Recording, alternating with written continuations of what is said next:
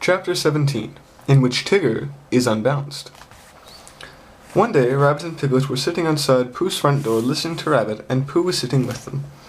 It was a drowsy summer afternoon, and the forest was full of gentle sounds which all seemed to be saying to Pooh, "Don't listen to Rabbit, listen to me."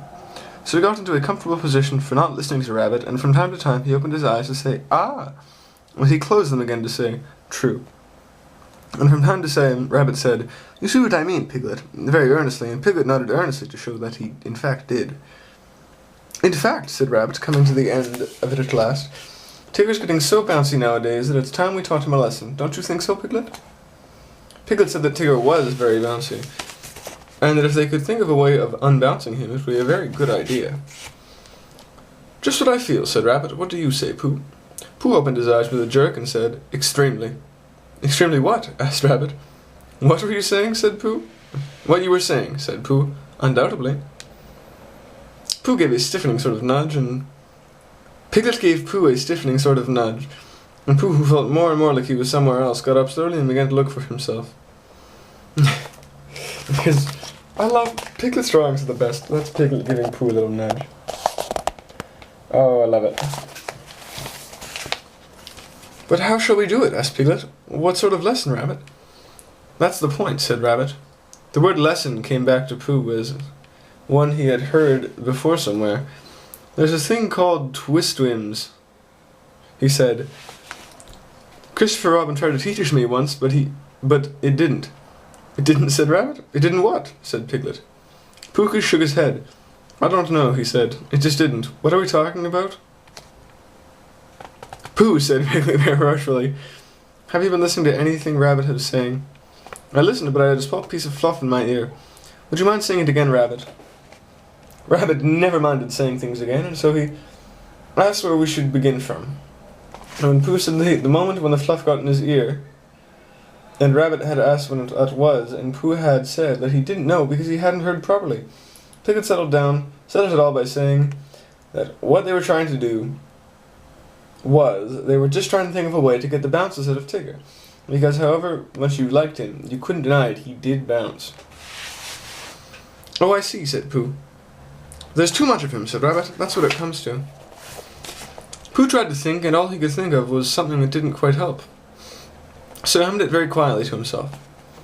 "If Rabbit was bigger and fatter and stronger, or bigger than Tigger if Tigger was smaller, then Tigger's bad habit of bouncing at Rabbit would matter no longer if Rabbit was taller." "What was Pooh saying?" asked Rabbit. "Any good?" "No," said Pooh sadly. "No good." "Well, I've got an idea," said Rabbit, "and here it is. We take Tigger for a long explore somewhere where he has never been, and we lose him there. And next morning we find him again, and mark my words, he'll be a different Tigger altogether." "Why?" said Pooh. "Because he'll be a humble Tigger, because he'll be a sad Tigger, a melancholy Tigger, a small and sorry Tigger, and an 'Oh, Rabbit, I am glad to see you, Tigger.' That's why." "Will he be glad to see me and Piglet too?" "Of course." "That's good," said Pooh. "I should hate him to go on being sad," said Piglet doubtfully. "Tiggers never go on being sad," explained Rabbit. "They just get over it with astonishing rapidity. I asked Owl just to make sure, and he said that that's what they always get it over with. But we can make Tigger feel small and sad for just 5 minutes. We should have done a good deed." "Would Christopher Robin think so?" asked Piglet. "Yes," said Rabbit. "He'd say, 'You've done a good deed, Piglet. I would have done it myself, only I happened to be doing something else. Thank you, Piglet.' And to Pooh, of course." Piglet felt very glad about this, and saw at once that they were going to do to Tigger was a good thing to do, and as Pooh and Rabbit were doing it with him, it was a thing which even a very small animal could wake up in the morning and be comfortable about doing. So the only question was, where should they lose Tigger? "We'll take him to the North Pole," said Rabbit, "because it's a very long explore finding it, so it'll be a very long explore for Tigger unfinding it." Again. It was now Pooh's turn to feel very glad, because it was he who had first found the North Pole. And when they got there, Tigger would notice the sign which said, "Discovered by Pooh, Pooh found it." And then Tigger would know, which perhaps he didn't know, the sort of bear Pooh was. That sort of bear. So it was arranged that they should start next morning, and that Rabbit, who lived near Kanga, and Roo, and Tigger, should now go home and ask Tigger what he was doing tomorrow. Because if he wasn't doing anything, what about coming for an explore and getting Pooh and Piglet to come too? And if Tigger said yes, that would be alright, and if he said no, "He won't," said Rabbit. "Leave it to me." And he went off busily. The next day was quite a different day. Instead of being hot and sunny, it was cold and misty. Pooh didn't mind for himself, but when he thought of all the honey and the bees wouldn't be making, a cold and misty day made him feel sorry for them. He said so to Piglet when Piglet came to fetch him, and Piglet said that he wasn't thinking of this so much, but of how cold and miserable it would be being lost all day and night on top of the forest. But when he and Pooh got to Rabbit's house, Rabbit said it was just the day for them because Tigger always bounced on ahead of everybody, and as soon as he got out of sight, they would hurry away in the other direction, and he would never see them again. "Not ever?" said Piglet. "Well, not until we find him again, Piglet. Tomorrow, or whenever it is. Come on, he's waiting for us." When they got to Kanga's house, they found that Roo was waiting for them too, being a great friend of Tigger's, which made it awkward. But Rabbit whispered, "Leave this to me," behind his paw to Pooh, and went up to Kanga. "I don't think Roo had better come," he said. "Not today." "Why not?" said Roo. "Nasty cold day," said Rabbit, shaking his head, "and you were coughing this morning." "How do you know?" said Roo indignantly. "Oh, Roo, you never told me," said Kanga reproachfully. "It was a biscuit cough," said Roo. "Not one you tell about."